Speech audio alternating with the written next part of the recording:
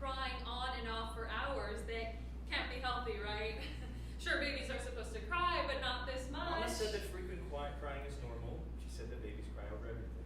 I feed him when I should. I cuddle him when I can. I keep the windows closed so he doesn't get too cold or too hot. I don't know what I'm supposed to do anymore. I checked my father's books and notes, and I have nothing.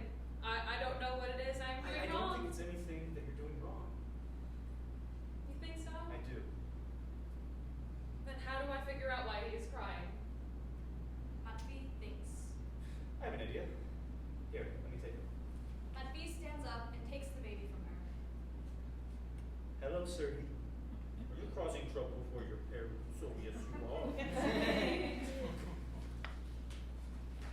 Matvi turns to Lesia. I know what's causing him to cry so much. He's a baby. My love, it's what he does. You should get going to bed. Matvi. Sergey and I are going to have a very serious father and son discussion about his behavior. Don't you have work in the morning? Maybe, but this is important. He needs to know that he shouldn't upset his mama. I can't give him back and go to bed. Nuh-uh. They'll be upset if you're not working like usual. They tomorrow. know that my son was born in the last 3 months. I think being tired is warranted. Not to mention, you have work tomorrow too, don't you? The Hubenkos still have that cough, no? I heard Eeyore coughing yesterday. Lesia starts trying to think of another argument. Before she can, Matvi presses a kiss to her temple. Go to sleep. We can deal with him tomorrow night. You said that last night too. Did I really? Doesn't sound like me to not keep my word. You promise me that you'll get at least some rest before sunrise. Please? I promise I will. Now shoot. Good night, my dear. Sweet dreams, my love. Lesia turns away and goes to bed. Matvi sits down in the armchair with the child. Time passes and the sun starts rising. Matvi is falling asleep.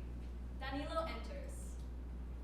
Green grass grows all around and around. The green grass grows all around. Shush it! Off in Nightingale. the woods. Let's yes, why don't you There sleep? was a tree. There was a tree. The prettiest tree. The prettiest tree you ever did see. It's alright, Your uncle's just a little stupid. Grass. Hush, hush. Matvi cradles the baby, trying to calm him down. Danilo takes the baby from Matvi. I think what you're trying to say is that his uncle is brilliant with pals well beyond Daddy Matvi's understanding. Isn't that right? Oh yes it is. Oh yes it is. Matvi stands up and tries to get the baby from Danilo, who doesn't let him, and instead starts singing quietly again. He steps away as Matvi tries again. It's a small game of cat and mouse that Matvi ultimately loses. Matvi walks away, deeper into the house. After a moment, Danilo concludes the chorus of the song and puts Sergei into the crib. Yana enters the house from outside with pails of water. On her back is a bag filled with fish. Morning, Ma. Good morning. Zoya stopped by last night and brought some bread. Said they didn't manage to sell all of it yesterday. She brought over a lot, but I only took what I knew we'd eat. You think she'll be back tonight? She has been bringing over an awful lot of bread lately. Danilo goes to get butter or sallow or whatever else a person can put on bread for breakfast. He's starting to get flustered, but he's doing his darndest to pretend like he isn't. She keeps coming over in the late evening, too. Does Tehan know where the girl has been spending her hours? Danilo keeps making breakfast sandwiches for himself and his mom. He gives her a plate and then goes to the oven to start making warm food. Eggs, porridge, whatever will make your props designer dislike the playwright less. Hey, honey. I don't know, Mom. It's not like we're the only house that she stops by. She brings bread to other people. That she does. She drops off bread to her cousins. We are the only unrelated family that she brings bread to. Danilo, do you like this girl? I'm only asking because it's cruel otherwise, and I raised you better than that. I know. He turns away from the cooking and turns to Yana. I do. Of course I do. Good. She's a good girl. Honest, hardworking, goes to church on Sundays, sings well. She's also pretty, isn't she? Ah. Danilo goes to leave the room, embarrassed, but walks into Matvi. He walks around him, and Matvi is a little confused. Yana chuckles and goes to check on whatever Danilo was cooking. What did you tell him? Good morning to you too, son. I only mentioned his dearest Ola. Good morning. He goes to check in on his sleeping Trinity. Trinity, please. She'll swear she saw him in her mirror on the colada, and we'll have to plan a wedding for them by the summer. You don't think that's too early for a wedding? He's only 15. I do, but do you think I can stop him? I doubt it, though. I thought that old man Tihon was set on finding a good and trusted matchmaker to make sure they find Zoya a good husband. Once he finally realizes how Zola looks at Danishka, he'll stop being so stubborn. He'll pay for the whole wedding. Polish makeup for the girls, a French wedding dress, a cake from Kiev. French? Also, well, why from Kiev? Sounds expensive. Here, eat before you go. Yana takes whatever food Danilo was cooking and starts making a plate for Matvey. Matvey kisses sleeping Lesia on the cheek and walks back to the table. He sets his bag down on the chair and starts looking through it. It'll be good for you to get some food before you go to work. I'm not that hungry. Eat, Thanks, Mom. I said. The world won't end if you're not in the field first. Breakfast is crucial. There's a very short stare down, but Yana wins, and Matvey puts the bag on the floor and sits down to eat. Yana starts packing him food to go. What do you plan to do today? Well, the children will scare away any of the leftover fish by the time I can get back to the river, so I'm planning on going down to the market to see what's happening in town. I hear we might have visitors all the way from Leningrad. What did they forget all the way here? They're investigating our ties to the White Army, of course. Oh, yes, of course. How could I have forgotten? I'm still waiting on the payment from all those nobles that I definitely served. My loyalty to the dead royals who did me no good is just that strong. Yes, the nobles you served when you were 9. I've been curious why you haven't brought me that fur coat after all those years. Turns out all that dead nobility that just hasn't paid you yet. Don't forget the golden cutlery that they promised, right from the imperial table. I dream of it every night, son, every night. All right, Ma, I'm done with the food now. He shows her the empty plate. Can I please go to work? Oh, I suppose so. I'll see you tonight. Don't get too caught up with all that White Army business. You know that everyone's favorite color is red now. We're having uha for dinner. Matvey grabs his supper. Yana kisses him on the cheek. Matvey leaves. Yana goes to check in on the sleeping Lesia and the baby. After making sure they are all right, she goes to check on the cooking and the fish. Danilo enters within the house with his book bag, clearly in a hurry. He snatches a loaf of bread off the shelf, earning him a smack on the back of the head from Yana. But he runs off before she can lecture him. Yana shakes her head and starts cleaning up around the house. Lighting shifts and Yana heads outside. Midday, Lesia wakes up, checks on Sergei. After ensuring that he's well, she goes to check her bag. She takes a few of the drying herbs off of wherever they are drying and packs them to go. She starts packing food when Danilo enters again, waves. Lesia checks on Sergei one more time before waving goodbye to Danilo, grabbing her bag. She leaves. Danilo grabs some food, sits down at the table, and starts doing his homework. He reacts as if Sergei is crying and goes to check on him, picks him up, and walks around while holding him for a bit as Sergei calms down. Eventually, Danilo sets him back down again and goes to look through a chest full of puppets. He takes a few and goes to sit with Sergei. Story time begins. Act 1, Scene 2. Danilo is on stage, standing near the crib or is on the floor with Sergei. He's doing a one-man puppet show of the forest song for the child. A few of the puppets are on the floor next to him. He is holding up 2 puppets right now, Kalina and Lukash. Kalina is in a bright red skirt. The puppet for Mavka is dark green, currently on the floor next to him. Danilo's tone is low. He's very much in a storyteller mode. And show. Lukas walked with Kilina down the winding roads, leaving the Mavka all by herself. Sergei giggles and reaches up to touch the Kalina puppet, or maybe even tugs at it. I don't think that's right, my friend. There's nothing about Kilina to like. She's a selfish homewrecker. She's mean, and the only reason she even has to want Lukash is because I don't even know. He has a farm of sorts and she wants the resources. Maybe. She's not the good guy here. Neither is Lukash, but he's a whole other story. She's all work and taking. She cut down the grain despite Mavka saying there are spirits who live there. Kalina doesn't care about anyone but her subs, especially not the world around her. Unlike her, Mavka cares for the forest and those who live within it. She loves Lukash because of who he is in his heart, not because of what he can provide her. She is good and kind, and because of what he can provide her, she loves her for more than that. She's good and kind, and she is constantly trying her best, even though it often gets overlooked by the people around her. Danilo sits down the Lukash puppet and holds up the mapka. Sergei once again reaches for Kalina. Matvey, I think we failed your son. What do you mean? Morally and ethically, the boy understands nothing of true love and nature. He only cares about work, and more work. Come here, I'll show you. Can this not wait? I'm a little busy fixing the roof. No, this cannot wait. This is your son we are talking about, Matvey. Fine. What is it? Matvey enters from outside. What is it?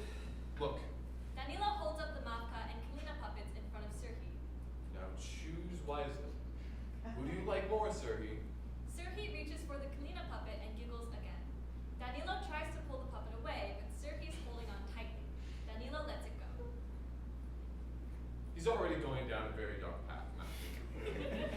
Who doesn't like Mavka? Who wouldn't choose her? Have you considered that maybe he's just barely now starting to differentiate colors? That's what Lezia's medicinal books say, at least. That can't be the only reason. Here, look. Danilo holds up the mapka puppet that is now in a crimson robe, as she would be in the Act 2 of the Forest Song. He tries to grab the Kalina puppet away from Sergei, but he won't let go, giggling again. Danilo sighs. All right, you tell me. Kalina or Mavka? Sergei now also grabs the bright red mapka. Matvey laughs. I told you. This can't be. I don't know what you expected. Seriosha can't even speak. He just giggles and cries. Want him to make moral decisions. I think that's a little much for his tiny little brain. But I think that maybe, just maybe, the Forest Song is a little too complicated for someone who's only a few months old. I mean, you're getting into some very complicated topics. it may not be a classic, but it is vital to who we are as a people. Taras Shevchenko is probably too complicated. But to understand Liza Ukrainka, you only really need is soul. He hums, then picks up Sergei, starts reciting Contrast and Sparrow by Lezia Ukrainka. In the long, dark, ever viewless nighttime, no one shall, instant shall I close my eyes. I'll ever for the star to guide me, that she regains, bright mistress of dark skies. Yes, I'll smile, indeed, through tears of weeping, sing my song where evil holds its sway. Hopeless, a steadfast hope forever keeping. I shall live, your thoughts of grief away. Sergei makes a happy noise. Danilo turns to Matvey. You get it? I do. Still, I think that's a lot of words for him. Not everyone is like you, Nightingale. You started talking when you were way too young. You said your first word before you even turned 1. You started reading when you were 3. You used to tug on Dad's coat as soon as he got home. Then you'd point up at the books that he kept on a high shelf. Every time he would tell you no because they were grown-up books. They weren't even that grown up. I think he was just worried that I would get them dirty or. Oh, you would furrow your eyebrows and huff. How grown up? You would ask him. He told you that once you were tall enough to get them on your own, you'd be grown up enough to read them. Once you got tall enough, you would grab the books just to show me you could. You never actually read them, though. I didn't have time. I was out playing with the Ordeon by the lake. Once I got old enough to work, I didn't have to read because I got too busy. You remember how it was for the first few years after Dad was gone? I do, I think. I mostly remember Bob coming back from fishing upset no one took her seriously. I don't think that it was them not taking her seriously. I think it was pity that upset her the most. She was left alone with 2 sons, one of whom was barely 3 years old. I still remember getting letters from Poland about Dad's friends' condolences. Yana enters. What are you two doing, moping around about? Nothing, Ma. Don't worry about it. Well, if the two of you have time to stand around and look sad, you can go unload the cart. There's more planks to help with the roof repairs. Matvey and Danilo exchange a look, then head outside. Yana shakes her head and walks over to Sergei. Hello.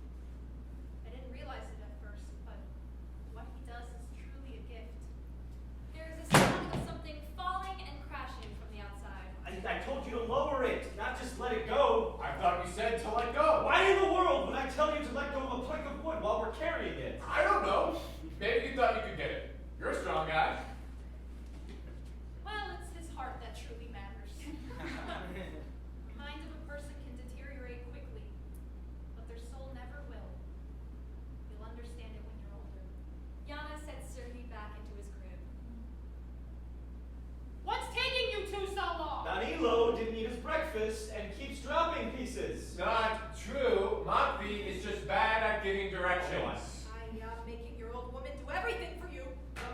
No, Ma, we got it. Yeah, Mom, we got it. Danilo, what did I tell you? Lights out.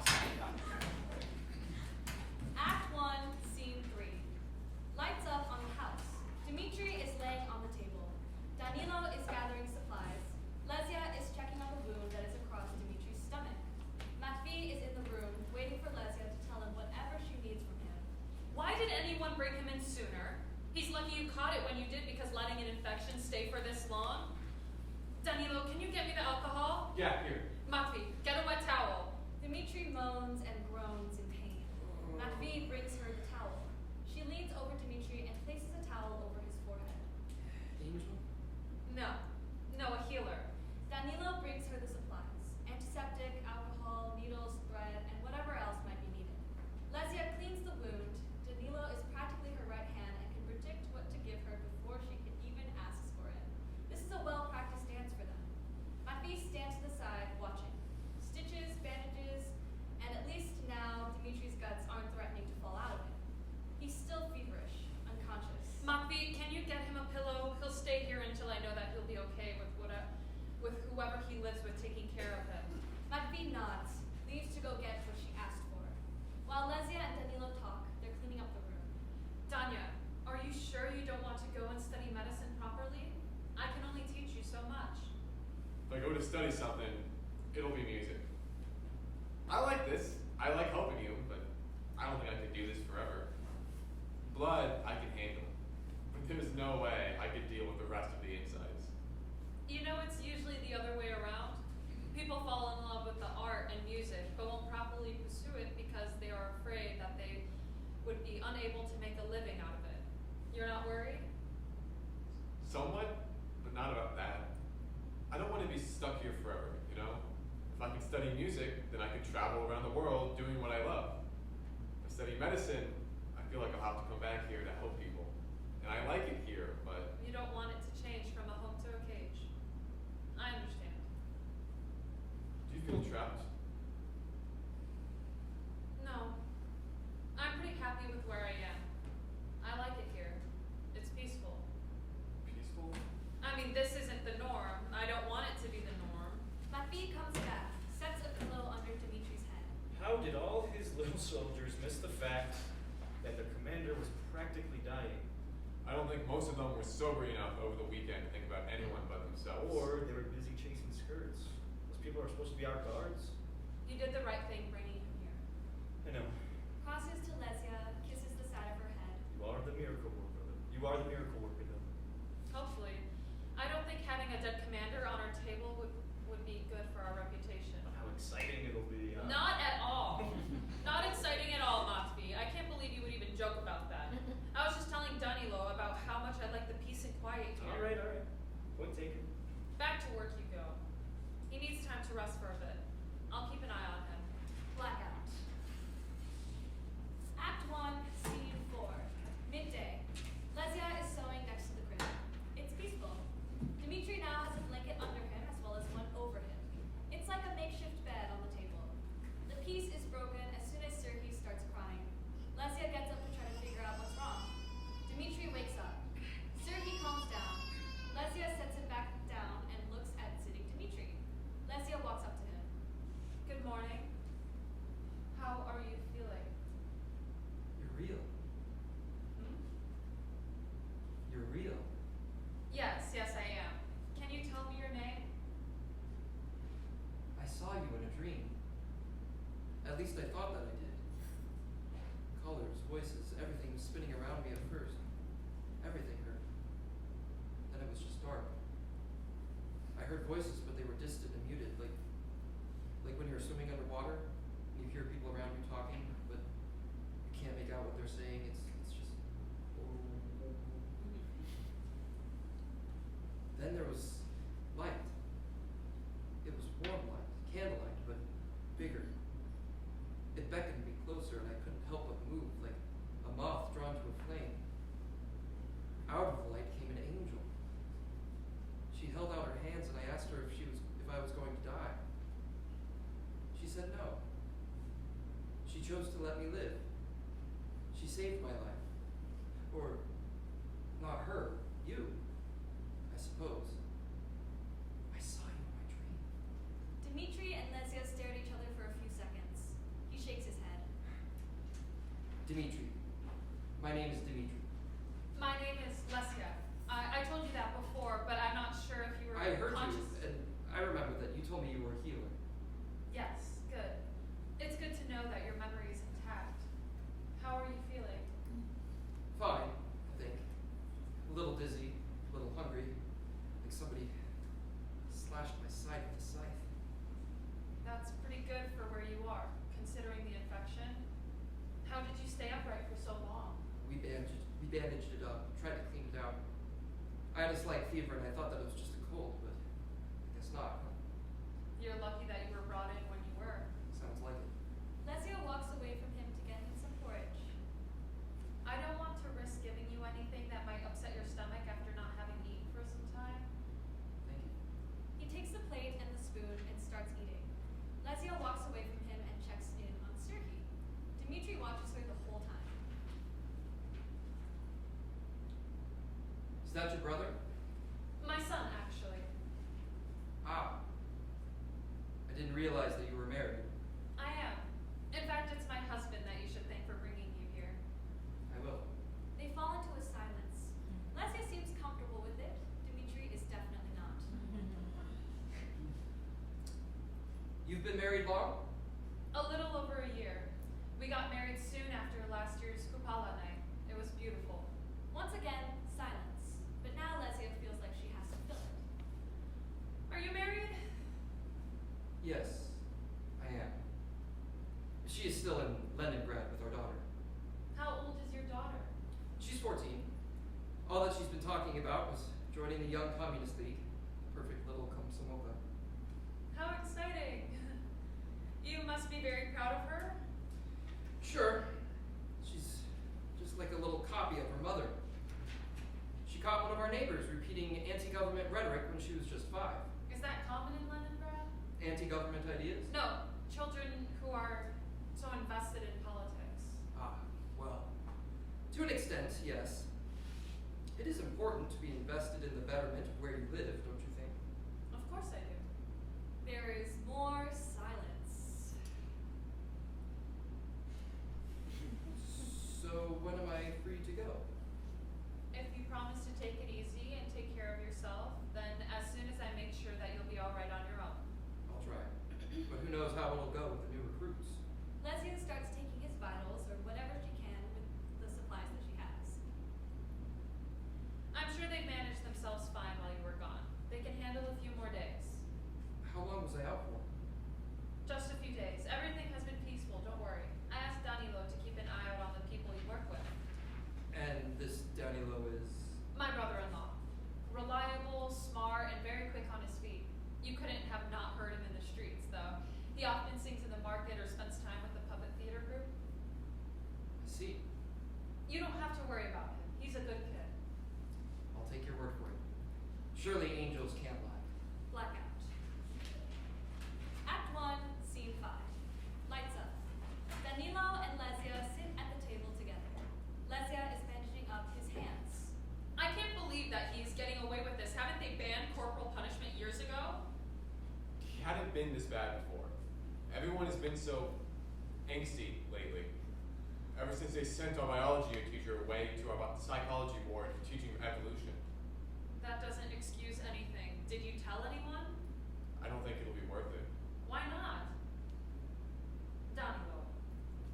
What good will it do? They'll just keep him here for a few weeks until we get a new teacher here. And maybe they'll be even worse. That would be the second teacher that we would have lost since the school year started. People have to know what's going on. Other people could get hurt. Let's not go that far, Lesia. Really, it's fine.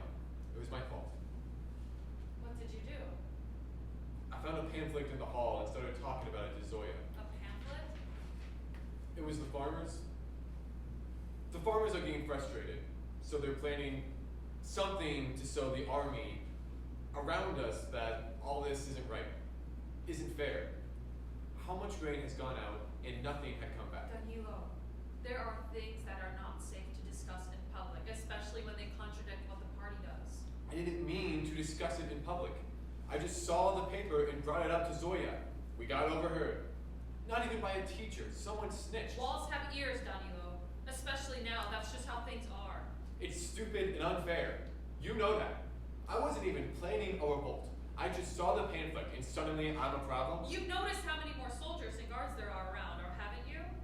You mentioned yourself that they are starting to teach you different classes than before, that the teachers don't share as much. Lesya looks at Danilo, who still doesn't seem to fully grasp it. Whether it's a genuine lack of understanding or he is simply too upset to look at it objectively. All right. Picture this. You are a nightingale. You are a songbird that lives within a home that is filled with all sorts of other animals. Compared to them, you are just a loud, tiny bird, and while most of the other animals do not mind or maybe even enjoy your singing, the same cannot be said for all of them. So your owner puts you in a cage. It is a nice cage, not too frivolous, but one in which you could live and the rest of your lives and days in content. The cage keeps all others out. But it also keeps me inside. The safety is a trap, isn't it? I can't fly away to find my own safety. I cannot ask the others what about my song frustrated them. Yes, but the cage keeps you safe. And as you thank them, you sing songs for your owner, praising them and showing them your gratitude. If one day you switch the tune of your songs and sing something the owner did not like, what do you think the owner would do? Throw a blanket over the cage until I learn to behave. That would be a kinder thing to do. And if you keep singing, If a cruel owner should not have pets. If you are not prepared to deal with different personalities from all of your animals, why keep them? If a bird's song frustrates you so much, then let it fly, or give it to someone who will take good care of it. people are selfish. You and I both know that. Danilo is frustrated. He furrows his brows and does a little stomp. This isn't right. You're right, it isn't, but it's safer to just keep your mouth shut. She takes his bandaged hands. This was the blanket on the cage, Danilo. Danilo looks at Lesya for a long moment. He wants to argue, but decides against it. He nods. All right. Blackout. Act 1, Scene 7. Lights up. Midday. Lesya is preparing herbs that are commonly used in home remedies to dry. It's an action that she has done countless times before. She hangs up the herbs. There's a knock on the door. 1 minute! Lesya wipes her hands from the oils and plants and goes to open the door. Dimitri enters carrying a bouquet of flowers. I hope that I'm not interrupting anything. I won't stay for long. No, you aren't. Please come in. Would you like some tea? That would be lovely, thank you. Oh, this is for you. Oh, thank you. As a thank you. You didn't have to. I just thought it was nice. It is. Thank you. You're welcome. Please sit. I'll get the tea started. Dimitri sits down and looks around while Lesya puts the bouquet into a vase. She starts heating up water for the tea. She's humming mindlessly while he is looking around. The house is very nice. I like the curtains. Thank you. I made them years ago. Yana came over to my family home, as she often did, and said that she should pay me handsomely if I made curtains that would entice anyone in town to come closer to her home, yet still bring comfort to those within it. Some of the color has faded, but I think they still look quite nice. Medicine, sewing, embroidery. What can't you do? A lot of things, believe me. Oh, nonsense. I'm sure that you're just being humble. Lesya brings over the tea kettle, letting the tea steep. She gets the cups, sugar, and lemon set up. How have you been enjoying your time here? Well, it's nice here. Warmer than I expected it would be. The people are nice, even if I can't always understand them. The boys are undisciplined, but that's what I'm here for. Soon this little village will be on its merry way to becoming a well-oiled machine. Machines usually have a purpose, don't they? What purpose will we serve? The same as you always have, feeding our nation. Only my goal is to streamline the process, make it fast, productive. I see. Enough about me. However, tell me about your plan. I think that you already know all that there is to know about me. I'm a mother, daughter of a doctor. I help in the village because the proper doctor is usually too far away. I sew and embroider. I would love to one day learn how to crochet.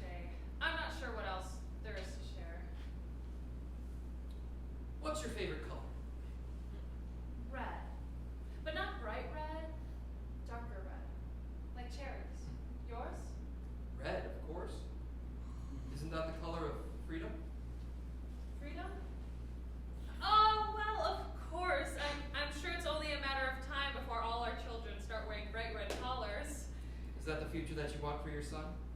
I want a bright future for him. A future in which he can grow to be a kind and honest person. Good. Good. The world needs more true and honest people. Luckily, I've had less trouble finding them here than I've had in Leningrad. However, I cannot say the same about trust. What do you mean? All of these secret meetings in the church's basement, the pamphlets that are being shared, words of revolution and rebellion. They don't believe that there are people looking out for them, people who want to help them. People are cautious of outside help. Is it that different in Leningrad? Maybe not to everyone, but most are proud of who they are and the work that they are doing for the nation. You should come visit. It would do you plenty of good to get out of the village for some time. Maybe. Lesia starts pouring the tea into the cups. She drops a lemon slice and some sugar into her cup, offers it to Dmitri, who takes both as well. This is done while she speaks. I do like it here, you know. My father told me we used to live in Kiev, but I was very young and don't remember much of it at all. He used to love telling me about the busy streets and even busier homes. He traveled all across the city through the day to visit his parents. And you learned medicine from him. I did. He taught me what he thought would be useful or what I would find interesting. A lot of basic wound cares, burn treatments, midwifery of sorts. After we moved, he said he had to learn a lot very quickly because people would come to him for things he didn't specialize in. From concussions to heart palpitations, all of the fancy technological progress that may be well known and practiced in other places is still only coming here. I hope to change that. I'd like to bring this place closer to society. You don't think that this type of work and life has a place within society? No, of course it does. I only mean that bringing it all here could benefit the people. I mean, you walk around and I could have sworn that we were still in the Empire from how people live here. It's not backwards, but it's certainly not the way that people should live. Surely there are better ways to do things than sit by candlelight and get your hands dirty. Lesia Mstislavushna, you use gloves in your practice, don't you? No, I wash my hands frequently. But wouldn't it be better to have gloves? He reaches for her hand and she reluctantly lets him take it. The nurses back in Leningrad have very delicate hands. They wash them, of course, but it's easier when you can simply switch the gloves when you're going to a different patient. Her hands are different. Scarred from work. Rough to the touch. Are you well acquainted with the nurses from where you are? You must be a lot of trouble for your wife. I doubt that she minds. Me being away from home means that she can spend more time with our daughter. She must adore her then. You are very lucky. Sure. Not every woman would be fine with her husband leaving to work away for months on end. You didn't offer for her to come with you? She much prefers the city. I doubt that she would last long here without a cause to create posters for and someone to snitch on. She would be bored of this place in a matter of weeks. You don't seem to like your wife very much. Oh, I'm sorry. I didn't mean that in the sense that, It's fine. Don't worry. We just have our differences. She's theoretical and I'm more hands-on. I see. And you? What about me? Theoretical or more hands-on? Oh, I don't know. I don't think I quite understand what you mean. Don't worry about it then. All right. They drink their tea. Tea is good. Thank you. Where did you get it from? The market in town square. We aren't as far away from important society as you think. Dmitri is thoughtful for a few moments. In his mind, this is a likely chance of contraband. What an interesting thing to import. I suppose, but it is nice to have. I've always liked tea. Is that so? My mother used to buy so much of it that one of the cabinets was purely dedicated to tea. Though she always liked collecting things like little trinkets, teas, embroidery, books. Books. Mostly just different editions of the same few books that she liked. I think that we've had a dozen of copies of White Nights by Dostoevsky. Good choice. Dostoevsky is a very skilled writer. You must be well read too, then, if your mother was so invested. I'd like to think so, though I think my brother-in-law would have me beat. If he could spend his days doing nothing but reading, I think that Danilo could die happily. That's what I've heard. What? I've heard that Danilo is quite a reader. Talks a lot about it in school. Or, well, used to. I wonder where he was getting all those books from. His friends, probably. We don't have much at the house, mostly just my father's old medicine textbooks and books about herbs. Lesia stands up from the table and goes to take one of the books off of the shelf. She sets it on the table by Dimitri. The most controversial thing we might have is this. It's an old natural medicine book from America that my mother brought for my father during her travels. And where are her dozens of copies of Dostoevsky? Most were destroyed in the fire. Ah, I'm sorry. I didn't mean to bring back bad memories. It's all right, you didn't know. How very kind of you. How about more tea? Time passes into early evening as Dimitri and Lesia finish their conversation and tea. Dimitri stands up to leave. Danilo rushes into the house carrying something in his hands. Lesya, you will not believe. Are you okay? Yeah, anyways, look. Oh. Hello. Hello. You look more alive than the last time I saw you. Danilo. Sorry. No, it's all right. He's not wrong. It's nice to meet you properly. I've heard good things. Really? Whenever the trainees come back from the market, they always mention you. And the little puppet theater. Oh, thank you. So, What is that? I was walking Zoya home after school and heard a bit of commotion at the bakery when we got there. So I went inside. Apparently there were rats and Tijon couldn't catch them. So I said I'd help and... Danilo opens his hands. He is holding a tiny rat. Look how cute it is. And you brought it into your house? Why? Tijon would have set up rat traps and it could have gotten hurt if I didn't. As is usually done with rats. But... Can you at least let it outside? It's cute, but I don't want rats in our home. Alright. Danilo leaves, beat. His heart is in the right place, at least. Blackout. Act 1, Scene 8. Early morning. Lesia wakes to find her mother-in-law and husband are away for work. Danilo is somewhere. She starts on her morning routine, checks the pantry and stove to find the food mostly untouched. Matvi didn't take anything for supper with him. She isn't happy about this, but she goes on with her routine. She grabs herself a slice of bread, starts eating. Once she is done, she gets to work. She gets some dried herbs from the hanging line and starts working on some herbal mixture. Eventually, Sergei starts to cry. She goes to shush him, picks him up, and cradles him. I couldn't stand it when he used to cry before. I thought that sound was one of the most frustrating sounds in the whole world. I used to think the same thing when I would help my dad when people came to our house to give birth. The tiny baby voice was grating. It made me think that maybe I was not even fit to be a mom because I couldn't even stand it. I couldn't imagine what energy it must take to just cry and cry for hours at a time.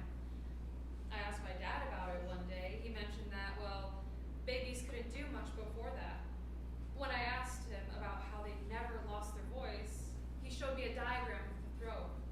He told me about how, as adults, we learn to hold the tension there. We taught ourselves to be quieter. We taught ourselves to keep what we think and feel to ourselves. Being too loud could put you in danger. After that, I found the cry of babies. After that, I found the cry of babies fascinating. Still very frustrating, but fascinating too. Because what is it like to live in a world where you don't have to hold tension in your throat? I was raised in a home where I was allowed to scream and shout and say exactly what was on my mind, but if even I was starting to ask these questions, who else was wondering the same thing as me? My father liked when I asked questions. He said that it was good to be inquisitive. My teachers weren't as happy though. When I heard you cry for the first time when you were born, I don't know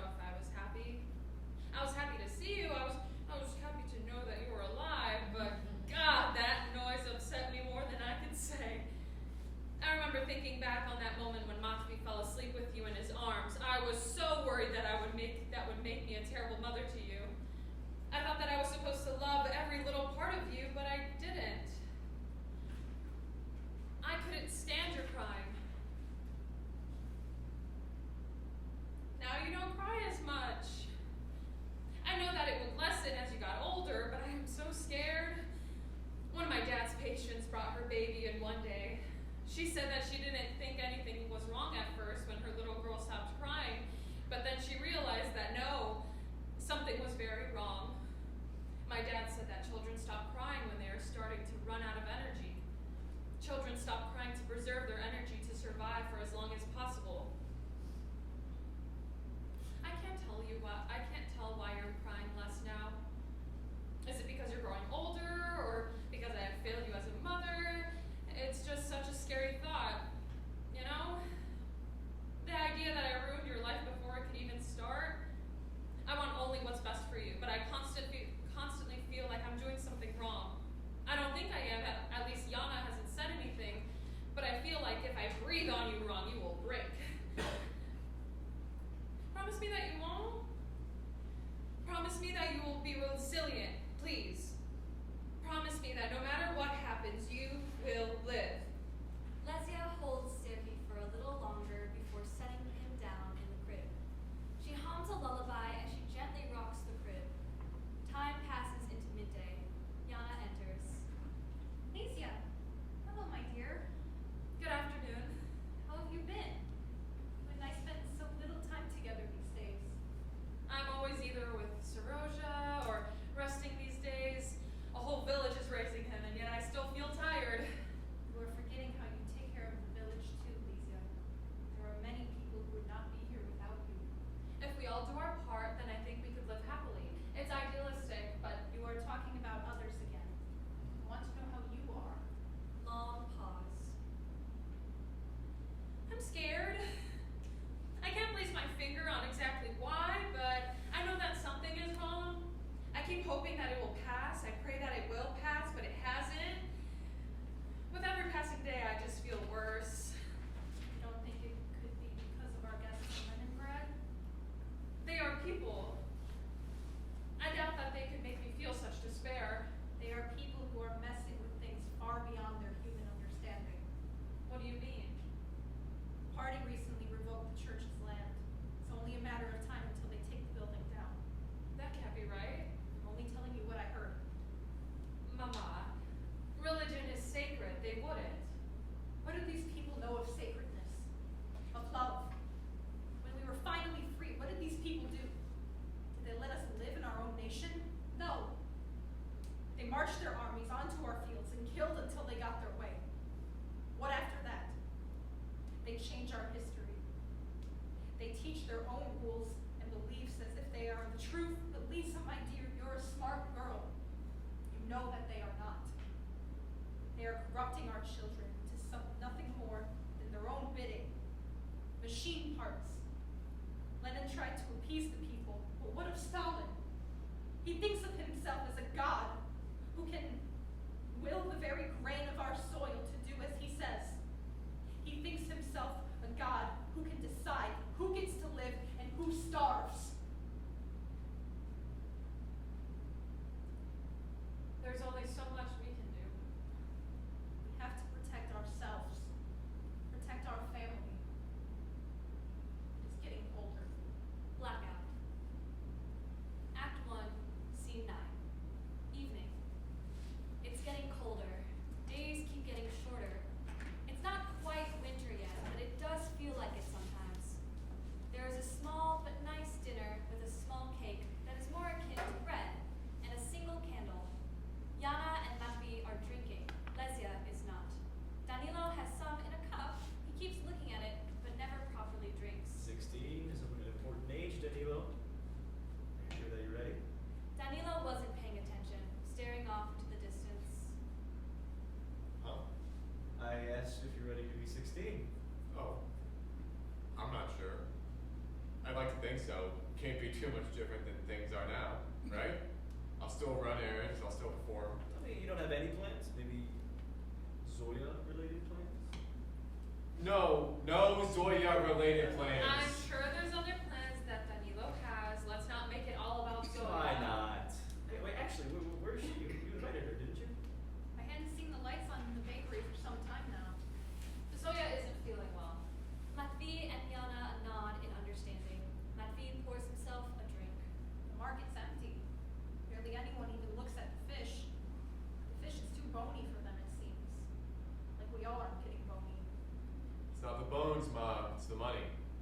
no money even for bony fish. And what about trade? What do people have for trade that's useful? They need their own food, the bakery's closed, the overseers have been counting every single piece of grain and where it goes. I got a glimpse of the paperwork, and it's all going to Leningrad. None of it is staying here. We have no need for jewelry or gold, not to mention that the soldiers buy up most of it. There's nothing to trade anymore. Matvey drinks. We are all so empty. I look into the eyes of people passing by, and there is nothing. Just the lightless emptiness. They come to watch the puppet plays, and they don't cheer or laugh. They are just husks of the people that I used to know. Lesya, do you remember when I told you that it's the inside of bodies that scare me? No, I don't think that's true anymore. I think that it's the emptiness. I get scared when there's nothing inside. Sunken eyes, hollow cheeks, it's all gone. I know that everything is still there, inside, but the softness is gone. Doesn't it freak you out? It does, but I try not to think about it. When I work, I try not to look at any more than what I'm supposed to focus on. I always try to focus on that bit of softness that I'm trying to save. It doesn't always work, but it helps. Danilo hums in agreement, but goes back to thinking. This is a celebration for you, Danya. What's with the mood? I don't know. I'm just not in a very celebratory mood. It's your 16th birthday. It's also the end of the world. Okay, we've all been on our way to the grave since we were born, Danilo. What, you want to see Sergei to give up hope over there as well? No, of course not. I just mean... I think it's time that Matvey started heading to bed. Don't you think so? No. He's right. We work our asses off to put food on the table for this, and he doesn't even look at it.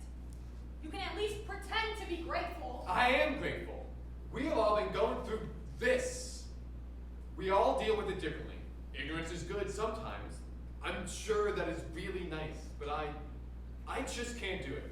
Every time I close my eyes, I see those hungry faces. I just can't stop thinking about it. I can't sleep. I feel like sometimes I can't breathe.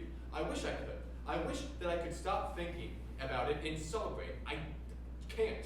I just can't. I don't know why. I just can't. Silence. Matvey pushes his drink to Danilo. He takes it, looks at it, and drinks. Why don't you do what you always do to lighten the mood? Sing something. Danilo hesitates, but nods. He starts thinking of a song. Sad, maybe about love or death. Very slow. Lights dim. Music comes in, blending in with Danilo singing. He stops as the music keeps playing. Act 1, Scene 10. In the darkness, we hear a commotion. Danya! Gunshots. Silence. Lights up. Lesya and Yana are inside.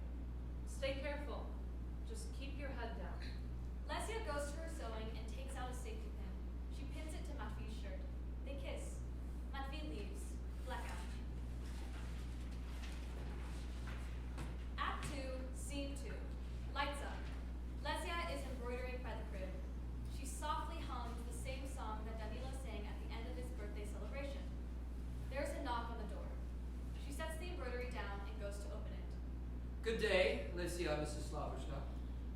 Dmitri Nikolaevich, I wasn't expecting you. Dmitri steps inside. Yes, well, I am here for multiple reasons. Firstly, I wanted to give my condolences. I am sorry for your loss. Thank you. I do have a small job for you, if you are looking for it. Depends on what it is, but maybe. It's simple, don't worry. Dmitri hands Lesia a bag. She takes it, sets it on a chair, and starts looking through it. Inside are shirts. Some are torn and ripped, others are stained with blood. She hesitates. What exactly are you asking for? These need to be laundered and repaired. Additional uniform ones are still in delivery, so we're making do with what we have. I see. Lesia keeps looking through the shirts. She hesitates again as she takes one out. She runs her fingers across the embroidery. Is there a problem? This was a gift to Jan. I remember embroidering it a few summers ago. And he was A family friend. my condolences then. All right. Great. Then I'll leave them with you. Here's the payment. Dmitri starts looking through his bag or pockets. I didn't even name a price yet. Oh, well, I think 7 rubles will be enough, no? He holds out the money to her.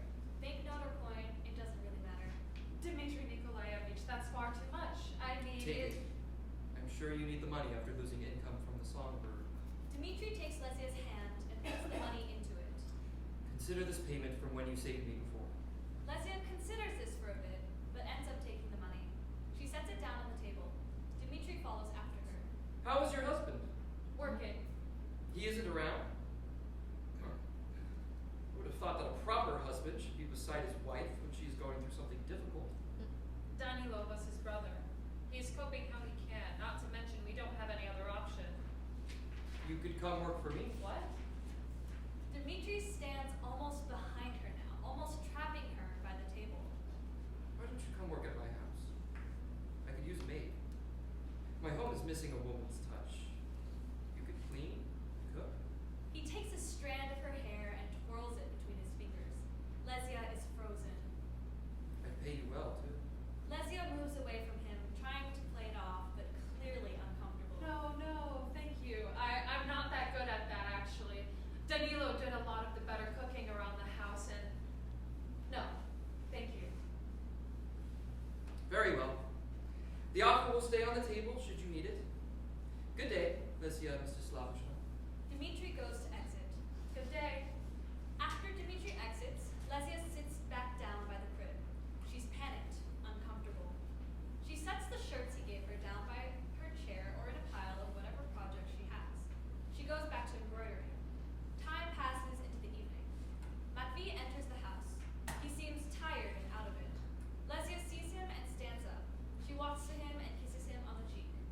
After a moment, he pulls her into a tight hug. She hugs him back. They stay like that for some time until he pulls away. Sorry. Don't be. I'm here, all right?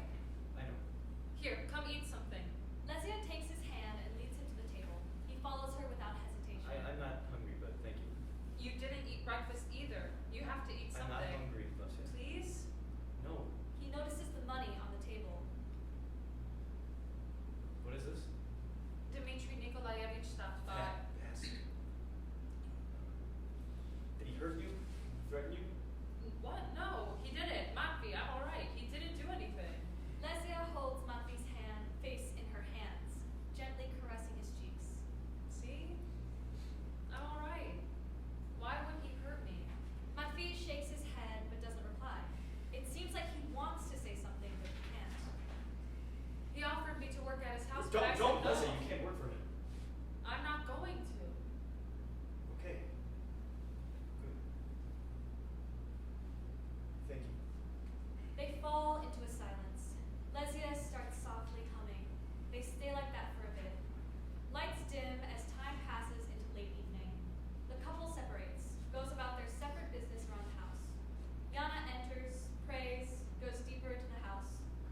Time passes into the night. Lesia and Matvey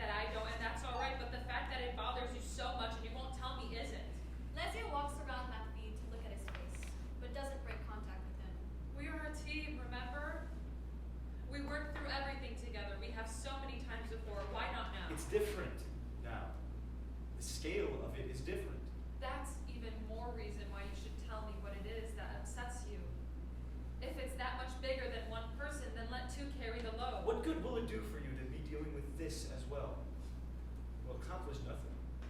In the end, both of us will suffer. Sure, but I will at least suffer understanding why, and not just out of concern, Matvey. Nikolaevich shot Danilo. Lesia is taken aback. She steps away from Matvey, but is still somehow keeping contact with him. Nikolaevich shot Danilo. You saw him do it?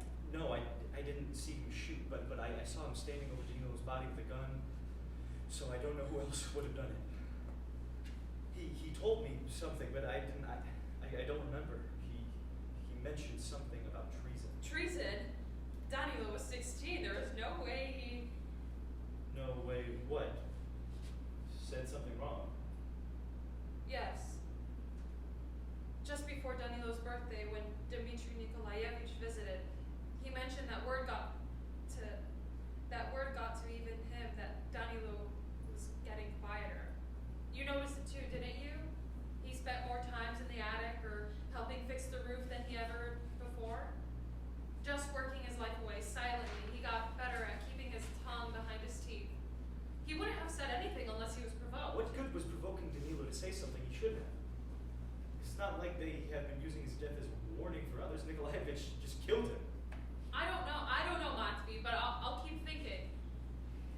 All right, we'll work this out together. We have always done. Lesia presses a kiss to Matvey's cheek. Do you feel better?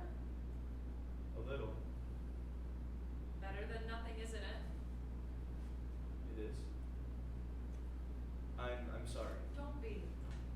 I just don't want you to get all lost all by yourself. How could I? When you were by myself. I'm sure that you will find a way, but I won't let you. That would make me pretty foolish, wouldn't it? Yes, it would. Now off to bed. I'll get you something. Save for someone who might actually need it. You do need it, especially right now. Listen to me. I'm the doctor, aren't I? Doctor's orders. Right. Lesia goes to make an herbal tea. Lights fade. Act 2, Scene 4. Lights up. Matvey trying to feed Serhiy a puree of something. Serhiy is very much not into it. You have to eat something, you know? This is all we got. No, it's not great, but it's what we have. Mom will be very sad if you don't eat. He tries a few more times before giving up and sitting down by the crib. How about this? Can we make a deal? You eat this, and then I'll go into the market and get you some proper fruit. What do you think? Serhiy makes an unhappy noise. Yeah, I don't believe you about that either. Prices of everything just keep growing and growing. I doubt even a day's work would be enough for a single apple these days. I'd get you sugar if I could, believe me. A knock on the door. Matvey sets the puree down and goes to open it. Seeing Dmitry, he goes to close it again. Dmitry stops him. Get out. Don't act so Get hasty. out. I have a proposition. I don't want anything from you. Get out. Foolish. Because who do you think has been keeping the investigation for treason out of your The house? only reason there even would be an investigation would be because you killed Danilo. For good reason. If he kept talking, then all of you could have been sent to Siberia. Is that what you want? You, your wife, your mother, and your child all in a Siberian work camp? Matvey hesitates but bites his tongue and lets Dmitry inside. Dmitry sits down at the table like it's his own house. What do you want? Some tea, maybe. That would be a nice start. Oh, wait, there isn't any left, is there? Either Unfortunately, tell me what you want or I will drag you out of this house. there is no need to be so hostile. As I said, I have a proposition for you. Yes? How much do you want for your wife? Excuse me? Not forever, just for a night. How much do you Get want? out. Now be reasonable. Get out, or God be my witness, treason is not the only thing they will be You investigating. need the money. And I am offering a chance for you to earn it. I'm going to count to 3, and if you're not out of my house when I reach 1, I swear Not I will me. end you. 1, It's not dishonorable. 2, To know when you need help. 3.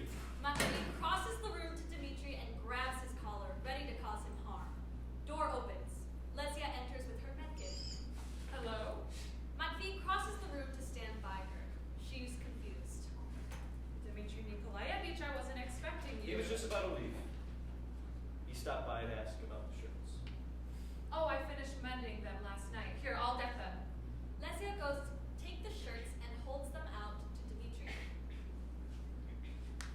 Lesia Mstislavovna. Good day to you. Dmitri exits. Lesia turns to Matvey. What happened? Nothing. Matvey, we talked about this. He isn't worth the time. Lesia, it's nothing. Matvey. Fine. He wanted to pay me to let you sleep with him. And then I threatened him, and then, well, you walked in. Lesia sits down to think. Serhiy starts crying. Lesia moves to try and help him. Sit. I'll get him. Matvey goes to comfort Serhiy. Lesia is sitting, thinking about what happened before and what happened now. So, he couldn't get a yes out of me, so he went to you. Seems like it. I don't understand why. I don't know. First Danilo, now you. I don't know what he wants. Everything, maybe. Power can be corrosive. Where's Mom? Last time I saw her, she was still at church. I'll go get her. It's not safe to be outside and alone right now. Just stay here and hold on tight. Don't open the door. Hang on. Matvey presses a kiss to the top of Lesia's head and leaves. Lights out. Act 2, Scene 5. Lights up. Lesia sits holding Serhiy. Yana enters. She walks to the icon on the wall, crosses, and bows before it, then turns to Lesia. How are you, my dear? I'm worried. I'm worried about Serhiy. He's getting smaller and smaller. I feel like he's smaller than he was when he was just born. We are all getting smaller as the weather gets colder. Who knows how much longer we all have? Don't say that. I'm sure that when the word that we are all starving reaches those in charge, they'll send us more supplies. We just have to wait it out. Sometimes I forget just how young and naive you are. Chances of them sending us anything are low.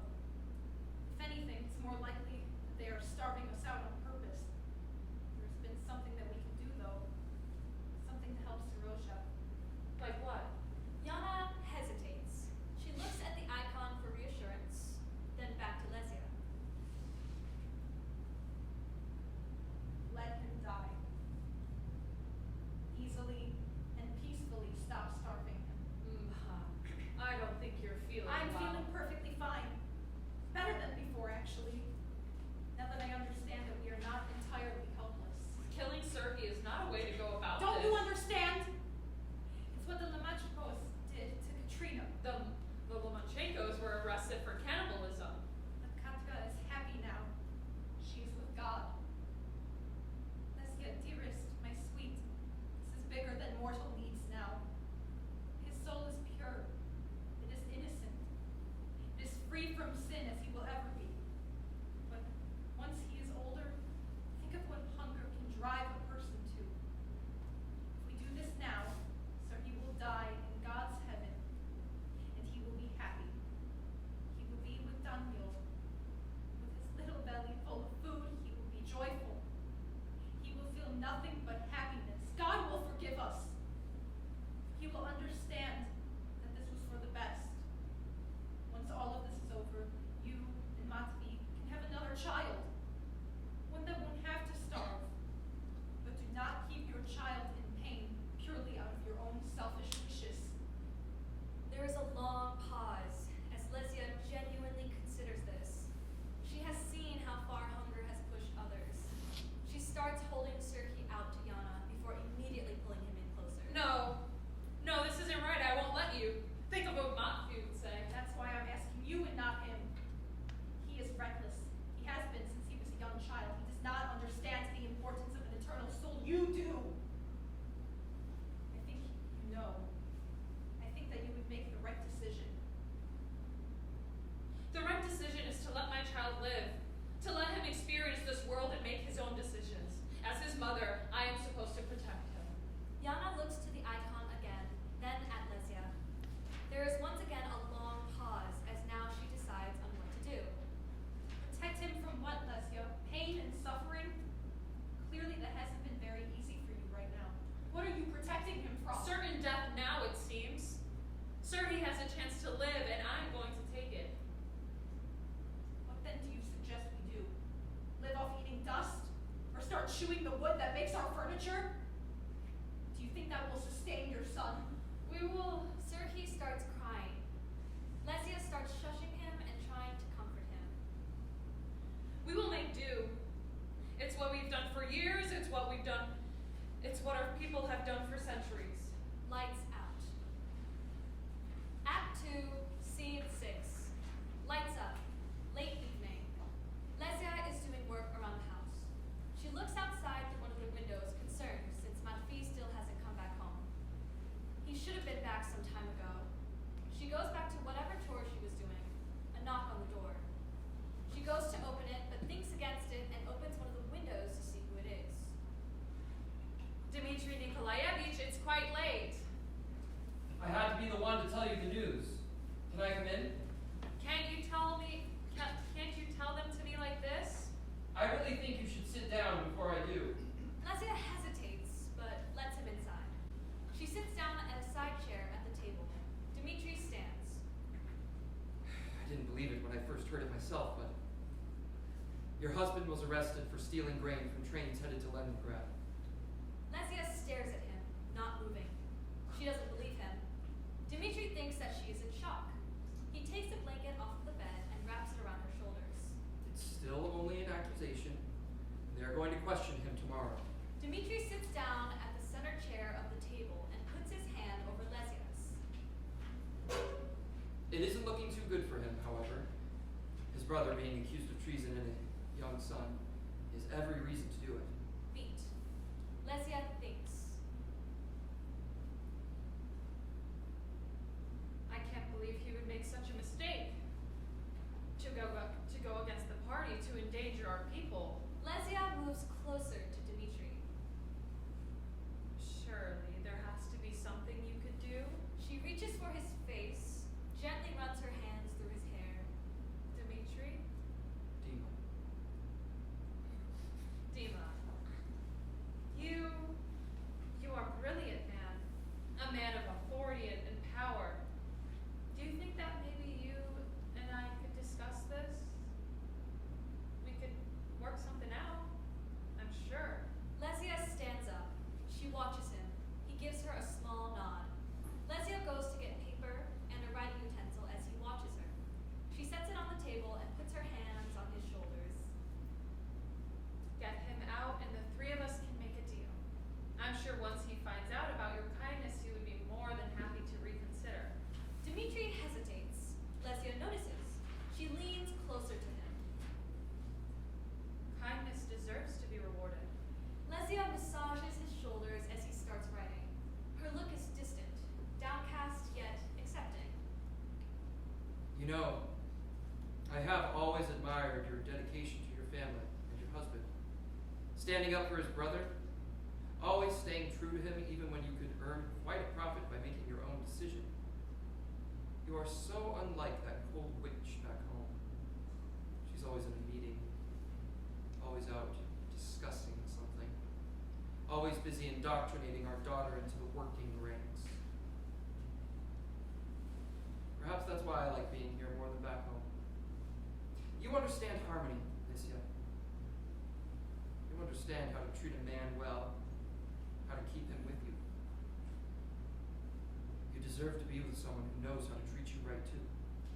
Dmitri signs the document. Moonshine? I think yes. Lesia steps away, walking to wherever food is stored. The crib in the corner of the room catches her eye and she stops in her tracks. Is this the future that she wants for her son? Beat. She goes to